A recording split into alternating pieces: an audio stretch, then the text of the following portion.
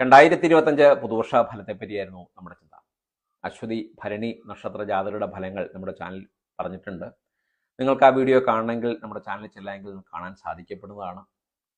അടുത്ത നക്ഷത്രമായ കാർത്തിക നക്ഷത്രം, പ്രത്യേകിച്ച് മണ്ഡലകാലത്തിൻ്റെ ഒരു സമയകാലത്തിന് ശേഷം പുതുവർഷം കടന്നു വരികയാണ്. നമ്മൾ വ്രതശുദ്ധിയുടെയും ആരാധനയുടെയും ചൈതന്യത്തിൻ്റെയും ഈശ്വരാധീനത്തിൻ്റെയും ഒക്കെ ഒരു ഭാഗവാക്കായതിനു ശേഷം നമ്മൾ നല്ലൊരു വർഷത്തിൻ്റെ തുടക്കമെന്നാണ് നമ്മൾ പറയേണ്ടത്. അതുകൊണ്ട് തന്നെ ഈ മകയിരം നക്ഷത്ര ജാതകർക്ക് ഈ ഒരു നക്ഷത്രം 2 കൂറിൽപ്പെടുന്ന നക്ഷത്രമാണ്, മേടക്കൂറിലും ഇടവക്കൂറിലും. മേടക്കൂറുകാരെ സംബന്ധിച്ചിടത്തോളം വ്യാഴം 3-ാം ഭാവത്തിലും ശനി 12-ലും ഒക്കെ സഞ്ചരിക്കുന്നു. ഇടവക്കൂറുകാർക്ക് വ്യാഴം 2-ലും ശനി 11-ലും ഒക്കെ സഞ്ചരിക്കപ്പെടുന്ന ഒരു കാലയളവാണ്. വർഷത്തിന്റെ മാർച്ച് മെയ് മാസത്തിന് ശേഷമുള്ള ഒരു കാലയളവിന്റെ ഗ്രഹമാറ്റ ഭാഗഫലമാണ് ഞാൻ ഈ പറയുന്നത്. പ്രത്യേകിച്ച് സഹോദരപരമായ ആനുകൂല്യങ്ങൾ കുറയുകയും ചില ദുർപരമായ